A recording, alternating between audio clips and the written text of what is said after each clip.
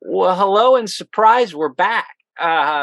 So, Gary, I contacted you really right after The Chosen season 3 hit the theaters because I'm like, you know what? We got to do something on Christmas because The Hmm. Chosen, which is a wonderful crowdsourced TV series, had two Right. different Christmas stories. Yeah. The first is called The Shepherd, which was the pilot episode that Dallas Jenkins did for his church back in Chicago at the time. And then last year, they did this in theater big old movie that was mostly music, but they had one little episode called The Messenger. And The Shepherd and The Messenger actually are the same story, but told from different angles, and it's really cool. So what I did is I did a cut where I tried really poorly to put both of these storylines together so that we could talk about it. So, are Hmm. you ready for the challenge of The Chosen? Uh, as I'll ever be. Yep. I'm not really, but we'll do what we can do. Okay. Well, we're gonna start out, and really, what we're going to do is talk about this story of Christmas, this Christmas story, but sort of in the back end. Start from the back side of this, which is where Hmm. this story in the video begins, which Mm. is this sort of two or three sets of two people in relationships. Mary Magdalene is coming to see Mother Mary because Mother Mary is sick. And Mother Mary basically had already talked to Luke and gave her story to Luke, but she held something back and wanted Mary to take that story and give it to Luke. So the time setting is 48 AD, which is one of the dates for when Mary Magdalene died, or not Mary Magdalene, sorry, Mother Mary died. Okay, so what's happening in the story is Titicus, one of Paul's, men, however you want to call it, one of his groups, is One of the team, missionary team. missionary team is taking Mary hidden in a wagon to where Mother Mary is. And he knocks on the door, and who opens the door but Lazarus? Now, we think it's the Lazarus from that was raised from the dead, and they have this little interchange, and it's wonderful.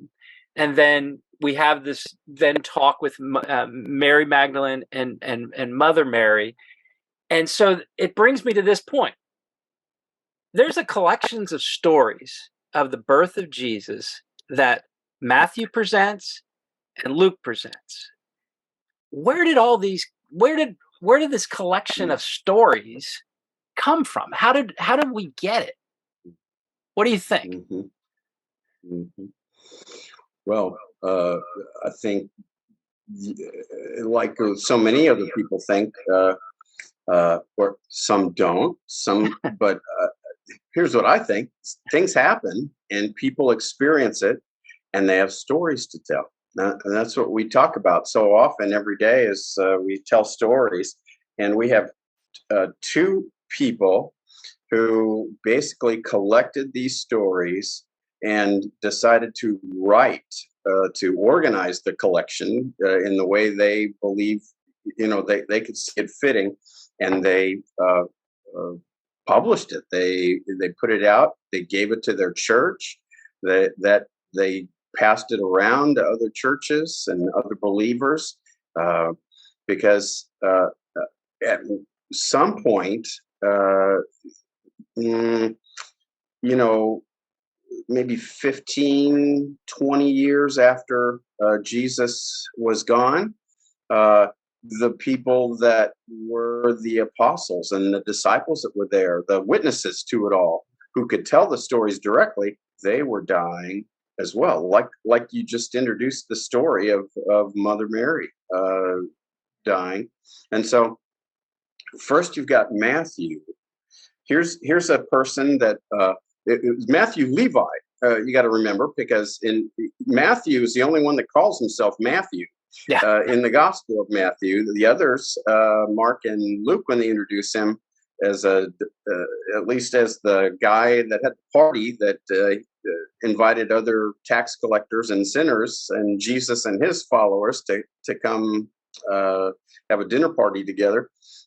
Levi is his name there, and that would be his tribal name, undoubtedly. So if he's a Levite, he's in a priestly line of sorts, the kind of the blue collar priestly line, and they both were important at the temple in so much of the work and worship that went on, but also in the towns around.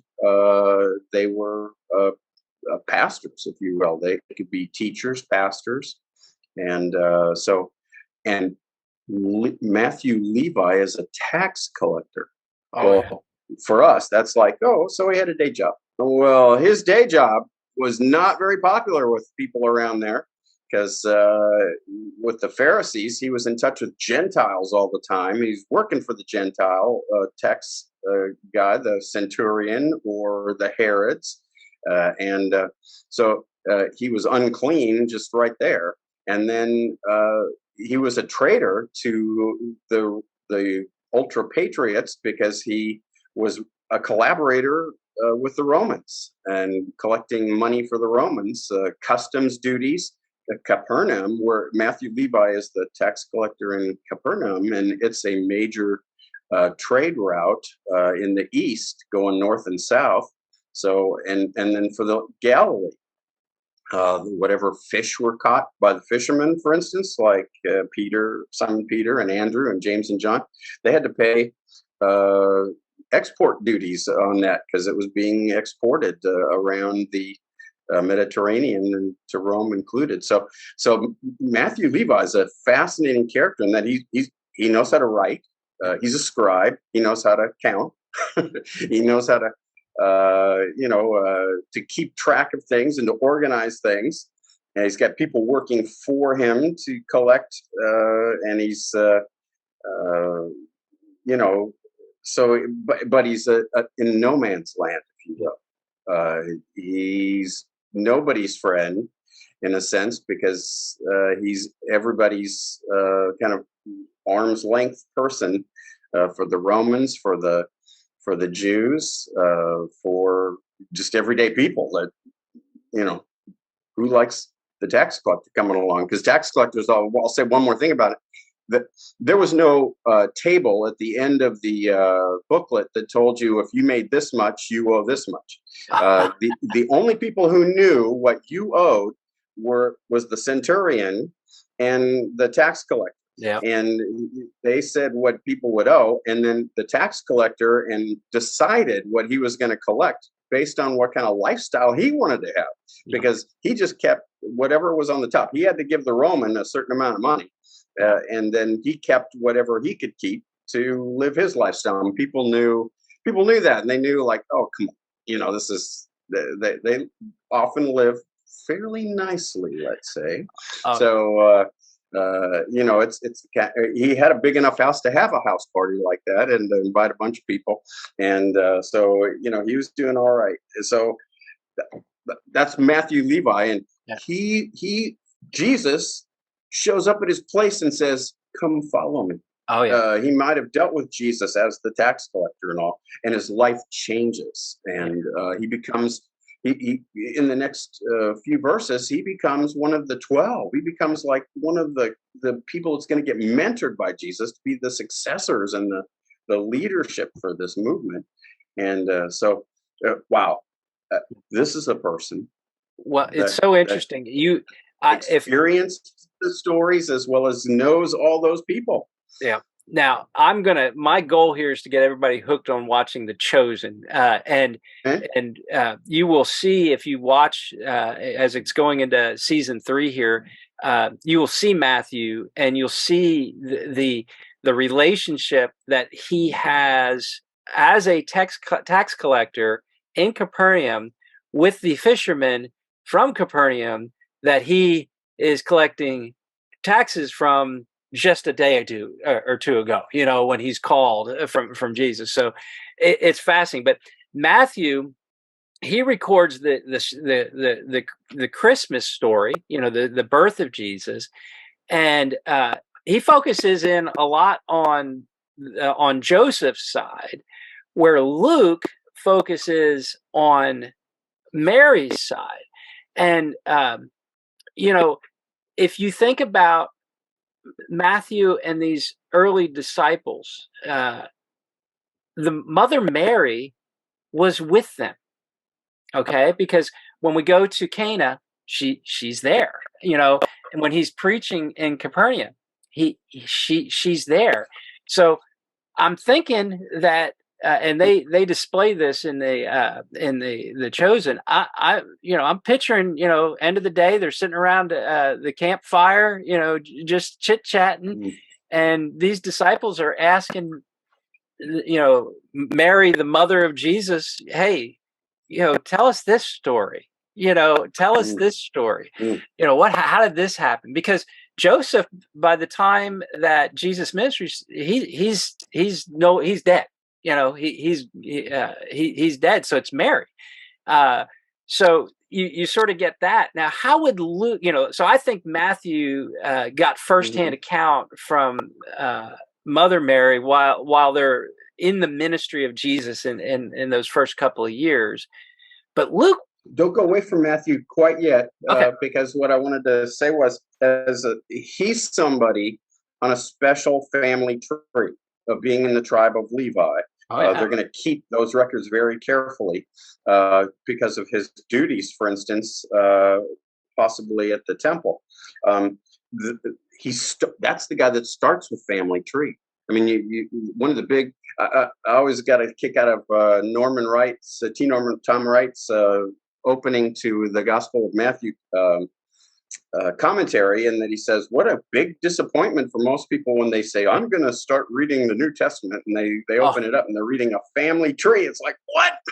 If you wanted to capture somebody's imagination, at least today, it wouldn't be with their family tree. But Matthew starts with that family tree, but he's establishing something, that Jesus has the right stuff. Yeah. And then he goes with the father on that family tree with Joseph and gives his side of the story. And so he's staying with that Jewish tradition of, they tell the male part of it with a few females thrown in that family tree. That's a subject for another time. Yeah. But then the dangers of the family tree are what he ends that, at least that we call now the first chapter, is that Herod is not going to like somebody on the Davidic family tree to say that they're king. And that's going to be what that story goes another direction with Herod going after him. But the family tree, because Herod's not on the David family tree. His kingship in Judea is based on other political maneuvers, and so which are kind of amazing themselves. But again, another story, another story for another time. But it's that family tree, and so and we're reminded in the video where Joseph reminds Mary as they're traveling together about what the angel told him, and so we get the Matthew side of the story. And Emmanuel, when they mentioned the child's name being Emmanuel, that comes from the Matthew side of the story, as he's quoting Isaiah. Yeah, and don't jump ahead too much, because that's a good story. So I want to get back to Luke here. So you wanted to go to Luke, right? Yeah, well, because the premise of this beginning of how the Chosen sort of portrayed it was Mary had this story that she held to herself, but she's sick. Yeah, she's sick and she wants to get that message to Luke. So obviously Luke had already interviewed her. And back up a little bit. We have talked about this in previous lessons. Uh, Nobody knows for certain, but most likely Mary and John were in Ephesus for at least a period of time. That's sort of one of the traditions that Mary was in Ephesus. There's other traditions that Joseph of Arimathea took her to England, but we'll sort of go with she was with John in Ephesus up until her death in probably 48 AD. Again, none of that you can't be dogmatic on any of that. That's all sort of church history and things like that. Yeah, it's one reconstruction of Yes, things and that we're told. and it makes perfect Stories. sense. It makes it's very probable. It fits. But anyways, so Luke is already 'Cause gathering. it- Go ahead. yeah, I was going to say, because John is the one who's standing next to Mary at the cross, That's right. and Jesus tells him, woman, your son, your mother, basically, and he cares for her. And we know John ended up in Ephesus, and so uh, if Mary was still alive, he took her with him. So Well, anyway, yeah, and it's so another much. part of that reconstruction. Yeah, and so much of it makes sense from the standpoint of, uh, if John is collecting, like we get, inferred in his gospel, that he has these collections of writings, which again, talk about the Chosen in season 2. That's how it starts out. Is that the big James, the son of Zebediah, has been killed, and so now John is trying to record everybody's firsthand accounts to have a record of it. Well, if John has that information and Luke is sitting there in Ephesus with Paul, and he's able to talk to John and he's able to talk to Mary, they're sharing their stories together. So this idea that Mary's like, hey, I didn't tell something to Luke, which ends up being the Magnificat, and she wants to get that to Luke, get that account to Luke. Well, that's just fascinating. So when you talk about Luke and his collection that he's pulling from, because he tells you he's researching, he's doing all the doing these eyewitness accounts and everything. Um, you know, where's he? I mean, how is he doing this? I mean, I guess how's he doing it? And from the standpoint of he's in the perfect position to do it, how does the Holy Spirit play in all of this, with particularly with Luke? Mm-hmm. Because you when you read, and again, it's that time of year where we are hearing the stories, the collected stories about Jesus's birth and his childhood. It's uh, Matthew's one of the collectors, but then Luke is the other collector who tells those stories. And here's somebody that's uh, you know. Uh, on Paul's team, as you pointed out. He's one of the key people on Paul's team, who shows up in all kinds of crazy places and with Paul and all kinds of circumstances, uh, including down to the very end.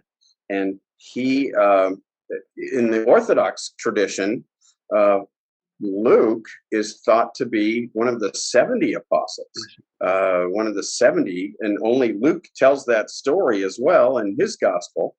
And so Luke was somebody who was also involved at some point in Jesus being there, meeting, as you've said, Mary, and being able to speak with her and the other apostles, and somebody who then becomes a leader up in the Antioch church, possibly, and then is with Paul in the Mediterranean for a good part of the rest of the missionary work. So he's he's had these opportunities, like when Paul was in jail at Caesarea Maritima. That's one of the traditional times they talk about in the late 50s, where Luke has 2 years or more to go and talk to people again and interview and collect. And he's starting to write. And then when they get to Rome in 60 approximately, he can be writing. And that's what we think he was probably doing while Paul was there for a couple of years in Rome before his charges seemingly were dismissed. So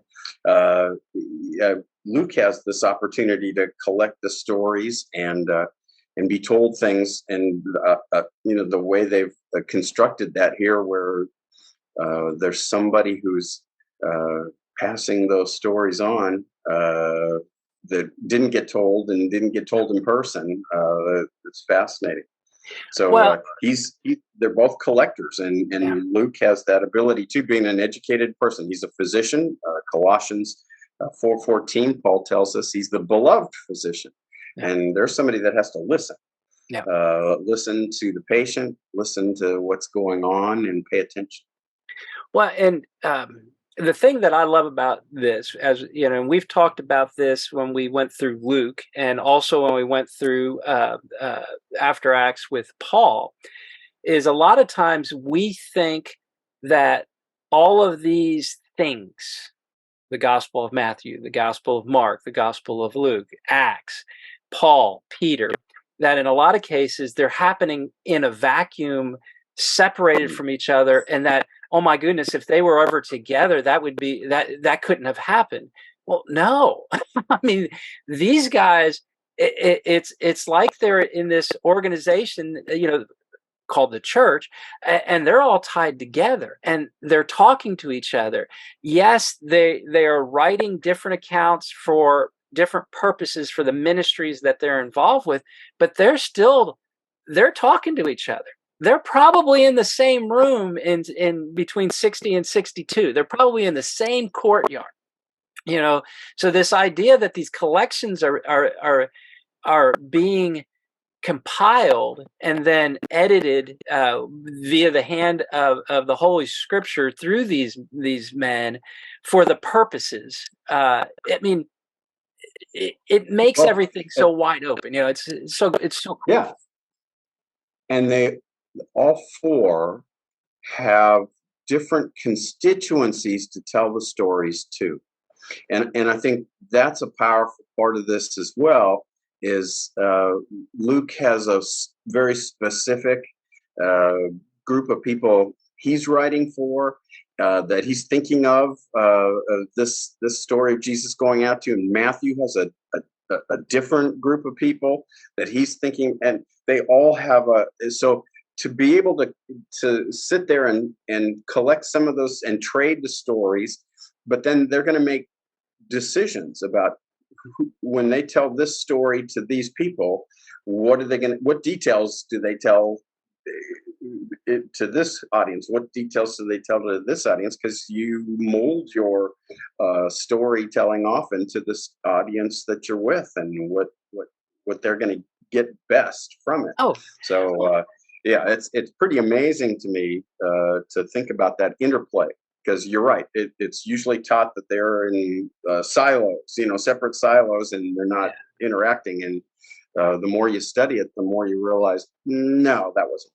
Yeah, because I mean, you see in when Paul's in Rome in his imprisonment, how these people are coming in and out, and Luke's there, and we're told Mark's there, and so that they have access to what Matthew's doing, and John's sitting over there in Ephesus. Well, they just came from Ephesus. They were just there, So it's like, yeah, I mean, this interplay is going on now. And Matthew, and looking at back to the stories. How did those stories get together? They're both the Gospels that decide to tell birth and childhood stories.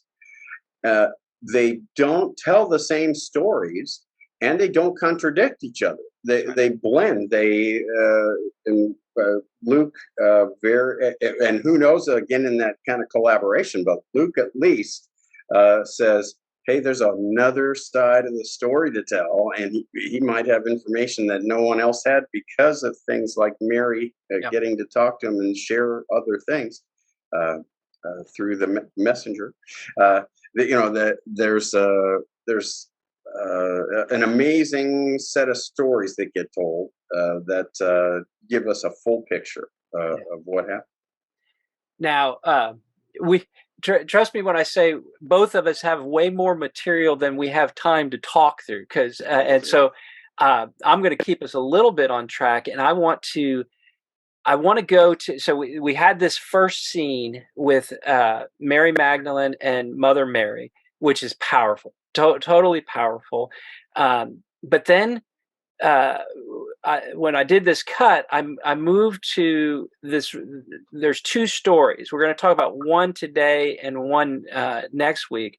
But there's two groups of people on the road to Bethlehem. One is Mary and Joseph, and then the other is the shepherds. We'll talk about the shepherd next week. But there's this Mary and Joseph scene where it's so real. I mean, it's so just real. It's two people, a husband and wife, and I'll be honest with you, I don't know if they are quote quote married yet or if they're still in the betrothal stage. Don't know, but they're on a pony, on their way, a donkey, I guess, on their way from Nazareth to Bethlehem because of the census. And there's this interplay with these two talking to each other that I think, let's talk about these characters. They're real people. I mean, these are real people going through real situations that are really weird, from a complexity standpoint. So talk about this. I mean, here we got a pregnant Mary and we got a Joseph, and she's not supposed to be pregnant. And we'll talk about, you can throw in the culture part, at the same time. But I mean, these characters, they're awesome. Yeah.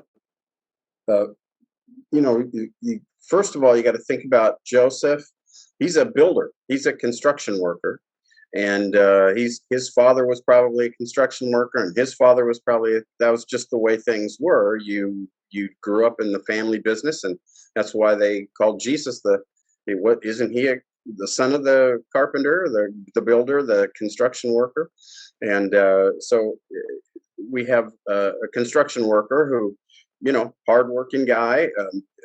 Maybe stays as the town builder, but he also may be Sepphoris is a 1 hour commute north. And during his early adult time, they were building Sepphoris again from being destroyed in a war situation. So there's all kinds of work, and it was well known that people worked all up and down in the larger areas on some of those bigger construction jobs. So who knows? But here's a guy that also we're told in Matthew's story that he is a righteous man. So he's very faithful.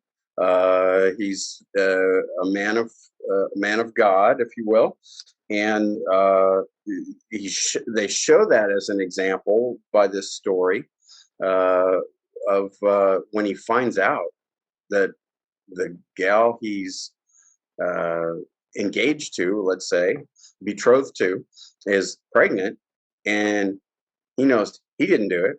And, it's like, okay, well, instead he could expose her to public shame and she could be stoned. I mean, the consequences are grave, but or at least she'd have a horrible reputation. She'd have to escape and do something else, which she's going to end up doing anyway.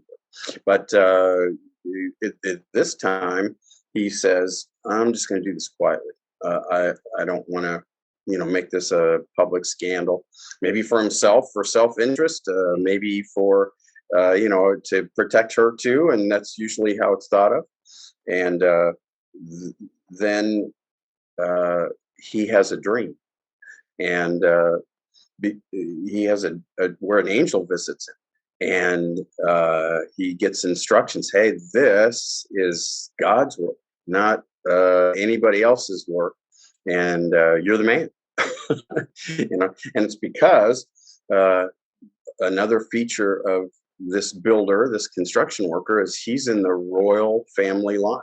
He's a blue blood in a sense, and that he's in the family line, the family tree of David.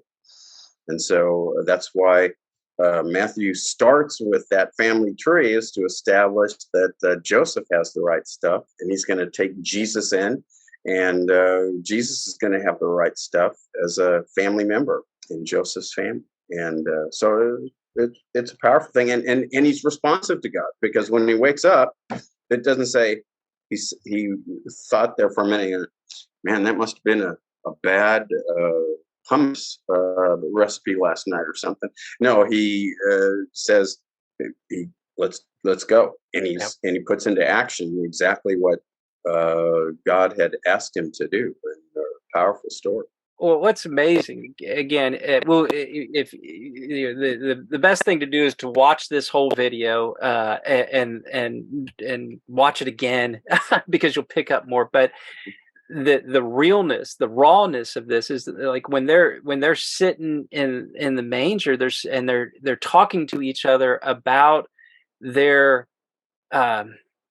encounters with what they call the messenger, that's what an angel is, messenger. And they're like, just the funniness of it, where they're like, yeah, I wish he'd have told me that, he didn't tell me that, he told you that. And you get this interchange. It's real, Yeah. And so these real people have gone through a real situation, and it's really hard, because you will see where when Joseph is going into Bethlehem, which we'll talk about next week, he's trying to find one of his relatives, and you can tell he hasn't been to Bethlehem in a while, because he's like, wow, this has really changed. There's a lot of people here. I don't know if I can find him. And then he sits there and he goes, and I don't know how he's going to react, because of your situation. And so there's real cweasiness here, that is real situations. I mean, that's the thing when you read this, we read it so sterile, I think, sometimes, where either we read it so highbrow, or we read it just not thinking that these are real people. And they're in the dirt. They're on the road, they're dusty, and all that kind of fun stuff. Now talk a little bit about Mary. I was just going to say, before I go on, was what's really displayed. It'll be a little bit this week, I imagine, and a little bit next week, is Joseph's love for her and care for her. He is, as it describes him, just a thoughtful guy. Yeah. And he takes care of her in very thoughtful ways and is looking out for her. So great realistic portrayal of those folks. And then Mary, similar kind of person, and she gets greeted by the angel with a particular line that's repeated later, and that is in verse 28. It says, "Hail, favored one," or "Hello, favored one," "Greetings, favored one," and she's like, "What?" She has to think about that one, it says, and wonder, what does he mean by that? And she's pondering that greeting, and then he says, "You have found favor with God." Here's somebody again who is a devout person, has a relationship with the Lord, and has been found to be somebody that God wants to bless the world through. And again, like Joseph, she's responsive to what God says. She doesn't say, no, I think, we'll do something else. No, it's let it be as you have said. Yeah. I'm amazed. I'm humbled. I don't believe it, but okay, I believe it, and we're gonna live it. And wow, can you imagine? Well, yeah. I mean, And a young woman at that. I mean, well, and probably that let's talk about that. teens. Well, I think I mean, Yeah, because so that goes to culture. that goes into the culture a little bit here, and these weddings were in that time totally arranged. And you got to remember, we're in a agricultural setting where there is value Okay. to the humans, value to the people. So that's why there's a dowry, because uh, they're taking on a female, which costs them money. So there has to be a dowry to all. I mean, it's just the way it is. But most likely, Mary's probably between 12 and 15 years old. She is betrothed, which is like a legal marriage, but they're not married yet. The betrothal period can take up to a year. So, talk a little bit about these arranged marriages and what it all means in this culture, because it's not like today. It's not like today. There are times in the Bible where a man picks his wife, but most times that's not the case. So talk a little about these marriages in this culture. Um, I thought about a song in the last half of the 20th century. The song title was "What's Love Got to Do with It?" And unfortunately, that song was about physical intimacy without love, and that's a 20th century problem right there. Well, I guess it's been a problem all along, but that's not what's going on here. It's about marriage. What's love got to do with marriage? That was not falling in love. Not what was going on here. Looking for the spark. It was parents arranging with parents. Yeah.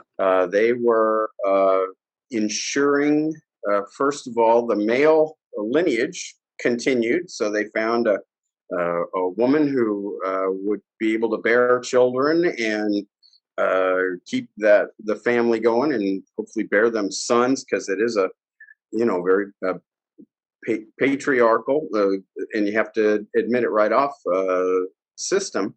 But then the as you just described, the women were like property, and so they were handed off from one's. It was like you were selling a piece of land or something like that as well. It was your heritage. It was your inheritance, and so you were selling or bestowing to somebody else this gift of this woman, and some care that she brings with her to the relationship. So it goes on today in various cultures, and so we're not, I don't think, unaware of it. Probably us in the Western culture less familiar with it, and very disdainful of it. But there were marriages that were beautiful and worked, Yep. evidently, like Joseph and Mary. And not advocating it, but I'm not totally poo-pooing it either. It's just what it is. And in this case, they see our world as post-romanticist, self-absorbed, feeling-centric worldview of, if the feelings are truth, and the feelings only, and don't confuse me with facts or with with what's really happening. So, every system has its own problems, but this is the traditional or third world culture, Middle Eastern culture Yeah. that they're in. Yeah. The ancient Near East culture. This is it. And the worst Mhm. thing that you can do as a student of the Bible is try to impose your culture on the story, or because I mean, listen, I mean, uh, this is what the culture was, and the culture is. As I'm learning in the Colson Center and the Colson Fellows program, culture is what humans make of the world. So culture isn't given to us. Culture is what we make out of the world, and so at that time it was arranged marriage because there was give and take between these family units. And when a bride came, like you saw with uh,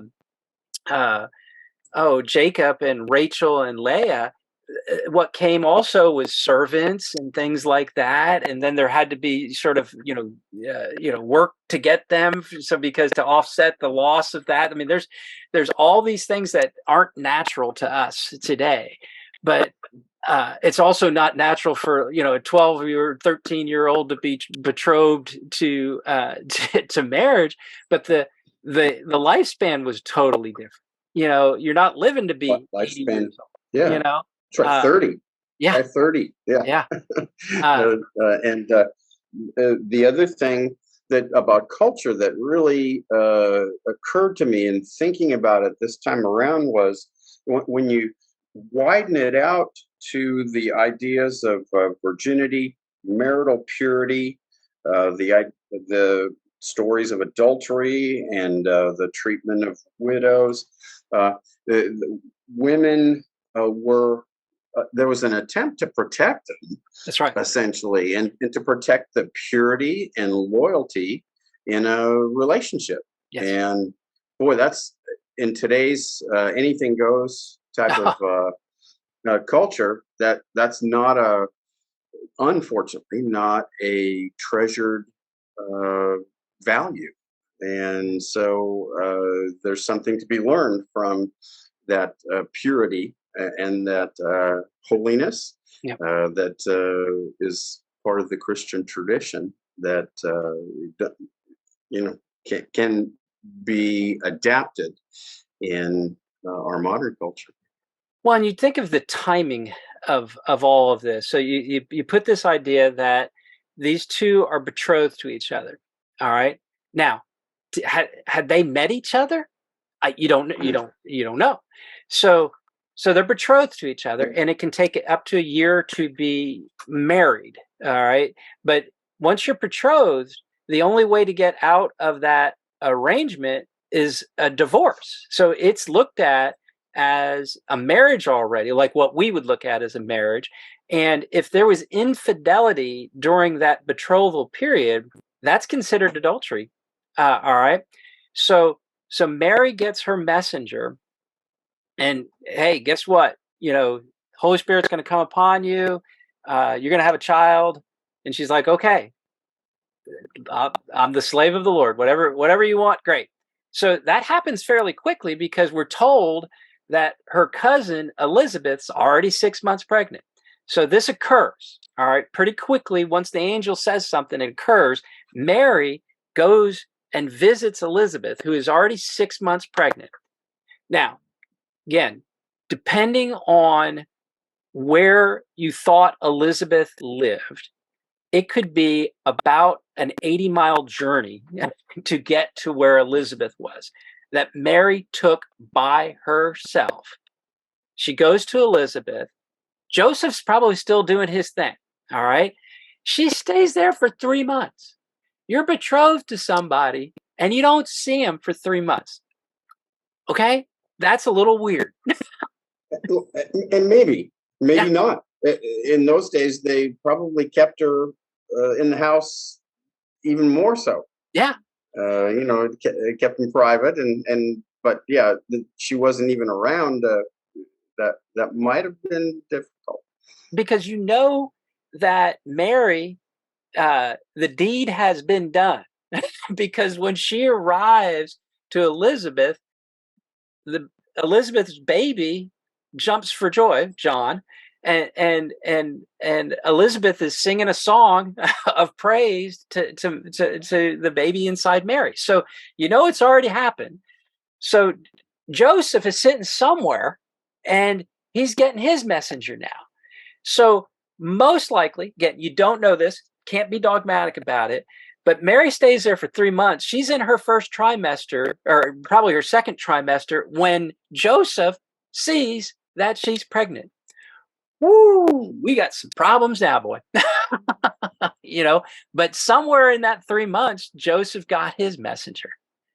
What did they do for 6 months until they've got to go do this census? Because they're probably back in Nazareth for 6 months, in panic and in shame.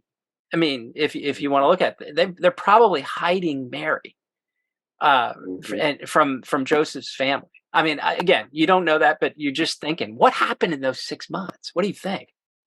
What is your And sanctified imagination? if it's still part of that, yeah, if that's still part of that betrothal time, they could hide her out. Yep.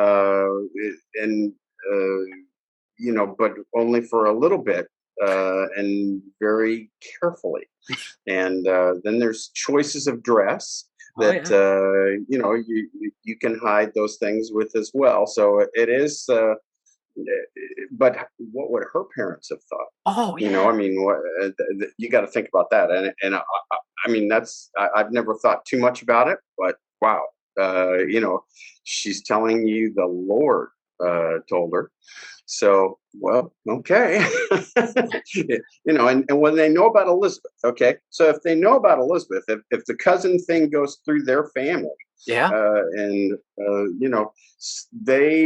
They may be on board. They may be, I could see it being a little skeptical, but let's see how this plays out.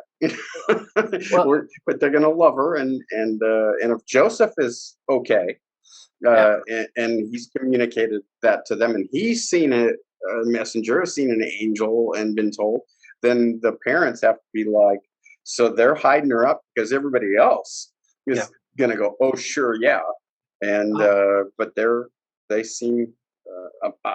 That would be at least in our family, that would be, you'd have to be believing those very faithful kids and their stories, and your brother and sister's story, that they're pregnant. You really, no way. Yes.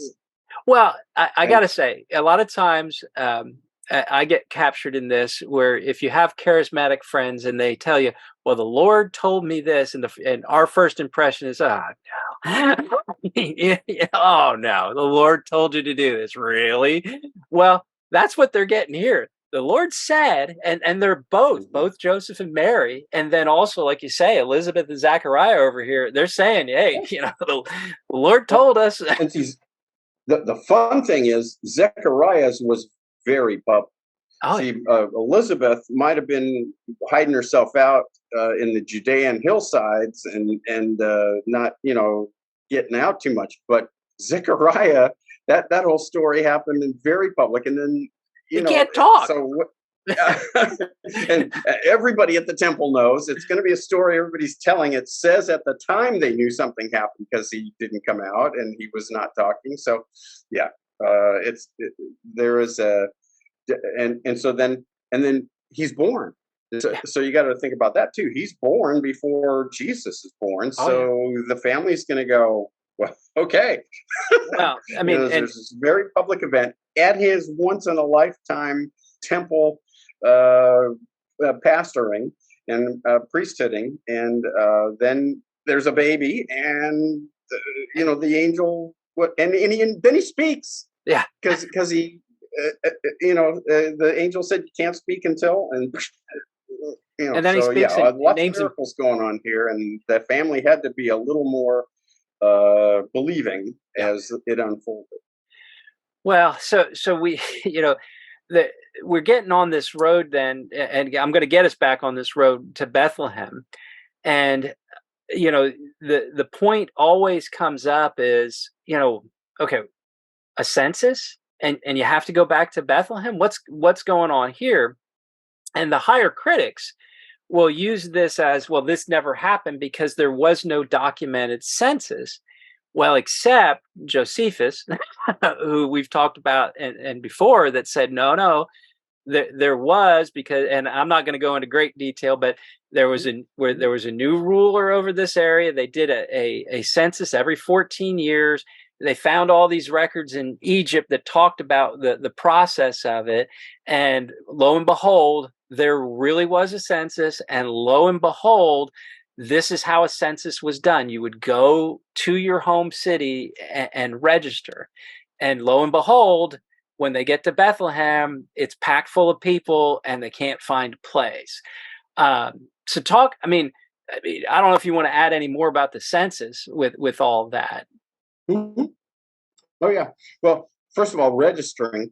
We've lived long enough to when we had to renew our registration for the car, you had to go down to some state office downtown somewhere and get that registration. You had to go physically to prove who you were and that was your car, and you had to get it. And so now with the internet generation, we the only proof you have to have is you got to go actually to the inspection station here in Texas, where I am, and you got to get the car.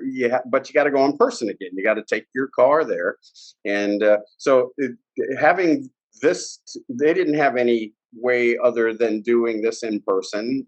So they required certain things of proving who you were and where you were, where you lived and where your family was from, because family trees were very important. Yeah. And so the other piece that was always a stickler for the as you call them, the high critics, was the guy named Quirinius. Luke specifically names him as being an official at the time and in charge of the census. Well, even with Josephus's descriptions of what was going on and any other documentation that was around, well, Quirinius was there not in the timing where Jesus would have been born. It was a BC deal. But lo and behold, so for decades and even a couple centuries, people said, well, Luke just was making something up, or he was pulling somebody's name and sticking it there because he put the census in there to make the story make him go to.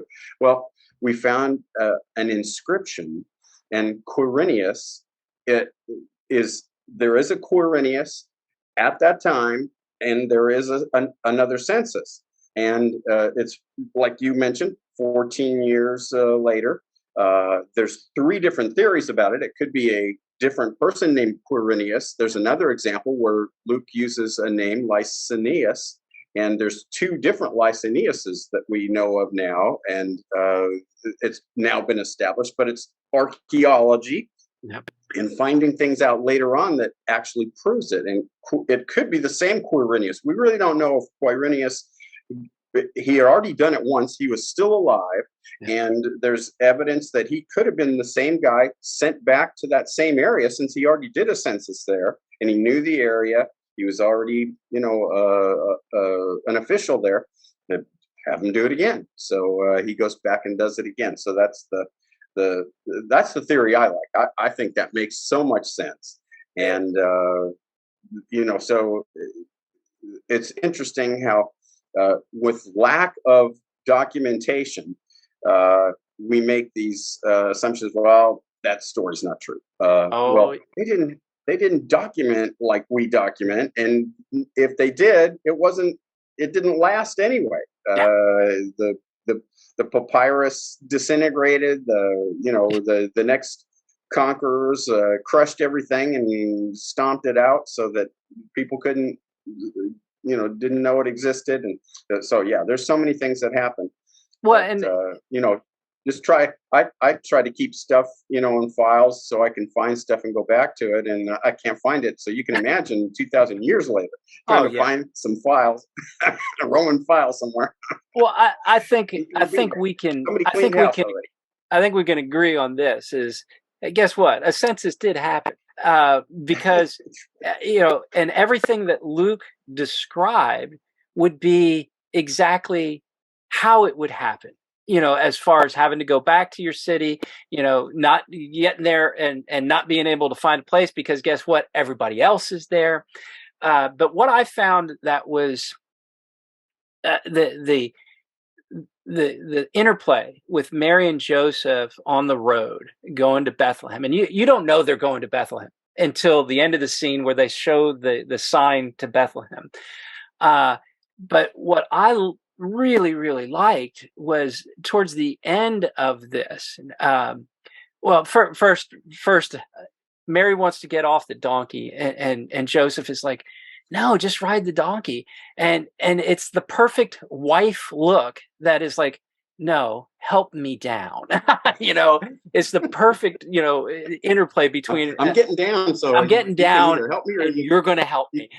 So I mean, that was beautiful. But then what's really touching is she's like, "Thank you," and he's like, for what? And it's like, thank you for not leaving me, because I mean, what we talked about, thank you for not, for not leaving me. And he's like, Scripture well, says he considered it. Yeah. yeah. And he's like, well, how could I? It's like an angel came and told me what was going on. And so, but I mean, it was really touching the way they end that because, it's that interplay, especially with a young couple that probably hadn't been together, but a couple of months, a Yeah, handful of months. So right, because the betrothal period wasn't like a dating period or no, anything. That you were still kept under wraps yeah, until that time. So, and there's the census. One thing that occurred to me again, praying and thinking about this for this session was there's Rome's purpose for the census, but then there's God's purpose for yes, the census. hmm, And God's purpose in this case was to get them to the city of David, right, the royal kingly city where this king that had been promised that there would be a son who would reign forever. And who's David? Well, he was a shepherd that became king. He yep, was a shepherd that made good, and they're going back to his hometown. And who's going to be a part of this story? yep, Well, yeah, we're going to see more yep. shepherds. Oh yeah, And the proclamation happens in a sheep feeding trough. We like to call it cutely a manger. Nobody knows what a manger really is. You ask people, they'll say it's the whole barn or I mean, I probably don't even know either, but as far as I know, it's the feeding trough that the yeah. sheep would eat out of or drink out of. And so it's fascinating that God had a purpose to show this story in a powerful way. Well, and we won't get too Humble. we won't get too far ahead Yeah, of I don't want ourselves. to go too far. Yeah, well, Okay. but it's a good teaser because Just preview. yeah, what we were doing this time was getting us to Bethlehem. How did this collection of stories come about? You know, how did these characters develop, and what was the culture that they were dealing with? And again, when you watch the video, you'll see that first part where Mary and Mary are talking, and then you'll see the second part where it's this road to Bethlehem, and you got the Joseph and Mary conversation, and then you see a shepherd, and we'll get to that next time. So next time we're going to be in Bethlehem, and then our third session, there'll be 3 sessions, is at the manger, which is gonna be fun. And we can come back and talk about it. So I'll preview it next time, maybe each time. But remember what the shepherds do in the story at the very end. they're telling everybody else, telling stories Oh that yeah. could be collected. And again, that collection idea Yeah. really rings true here all the way through. Again, watch the video, because what's awesome with the video, and we will talk a little bit of prophecy, but you will see when they're in Bethlehem that we get scenes in a synagogue, and especially a shepherd who's going to sell their lambs for the sacrifices in the temple that have to be perfect.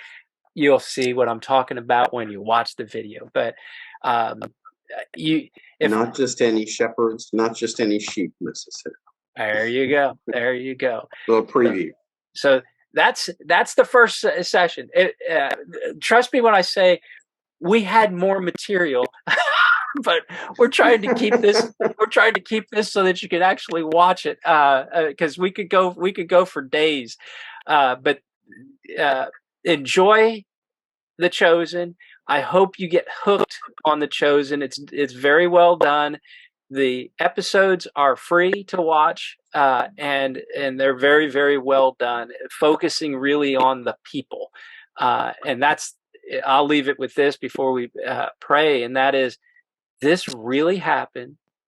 There are real people, and it's not just a theory. It's not just a story. It's not from a myth standpoint. It's real, and that should hopefully get you really excited for Christmas, because it's the greatest story, but it's a Mm, real story. Yeah. mm, amen. Amen. So with that, you got a prayer hanging out there? So I'll let the Holy Spirit drop it. Thank you, Lord, for the opportunity uh, to hear the stories, collected from real people about their real experiences. A construction worker who's engaged, betrothed, a, a very faithful couple, as we find out, who are in an arranged marriage, but faithful to God, as they're very responsive to God. Visited, uh, both have amazing stories to both other and see unfold, and that there are people who listened to those stories, knew that they needed to pass them on, so that others would come to faith in Messiah, into King David's forever son, into the life of Jesus. And so that's our challenge this Christmas, is to tell the stories in compelling ways, so that people see, that's what it's about, and come to Jesus Christ, to their Messiah, to be saved, so that life and life abundant, life eternal might be experienced. In Jesus' name we pray. Use us to tell the stories. Amen. Amen. And we will see you next time. We hope you enjoy it, and look for links to The Chosen. We'll put them out there, and just enjoy it. We'll talk to you soon. Thanks, Chris. Thank you, everybody.